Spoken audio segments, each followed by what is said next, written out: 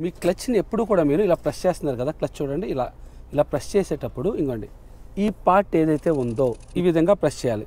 మీరు షూ వేసుకున్న కంఫర్టబుల్ చెప్పల్స్ వేసుకున్న ఏదైనా కూడా ఇక్కడి నుంచి ప్రెజర్ అనేది పడాలి. ఇంకోండి ఇప్పుడు నేను చెప్పుతో ప్రెస్ చేసినా కూడా చూడండి అక్కడి నుంచి.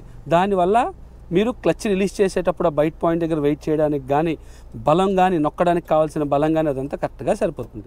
రైట్ లెగ్ వచ్చేసి బ్రేక్ దగ్గర ఇలాగా మన యాంకిల్ని కింద రెస్ట్ చేసేసి మడాన్ని కింద రెస్ట్ చేసేసి ఇలా అటు ఇటు షఫుల్ చేయాలి. అలా కాకుండా మనం యాక్సిలరేటర్ దగ్గర పెట్టామనుకోండి చూడండి లెఫ్ట్కి అంత కంఫర్టబుల్గా కాలు మూవ్ అవుతాం. సో రైట్ లెగ్ అనేది బ్రేక్ దగ్గర పెట్టుకొని చిన్న పాదం అయితే కనుక మధ్యలో పెట్టుకొని అటు ఇటు మనం ఈ విధంగా షఫుల్ చేసుకోవాలి. మన పాదం సైజుని బట్టి పెద్ద పాదం అయితే ఇలా పెట్టుకొని ఇలా అటు ఇటు షఫుల్ చేసుకోవాలి. అలానే ఎప్పుడు కూడా చాలామందికి బ్రేక్ నొక్కేటప్పుడు బ్రేక్లు సడన్గా పడడం జరుగుతుంది.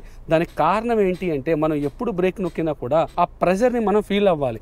ఎంత ప్రెజర్ పెడుతుంటే వెహికల్ ఎంత ఆగుతుంది, ఎంత యాక్సిలరేటర్ ఇస్తుంటే వెహికల్ ఎంత వెళ్తుంది అనే సెన్స్ని మనం అర్థం చేసుకుంటే కనుక అలవాటు పడి సడన్గా బ్రేకులు నొక్కడం, గట్టిగా బ్రేకులు నొక్కడం లాంటివి చేయకుండా ఉండొచ్చు.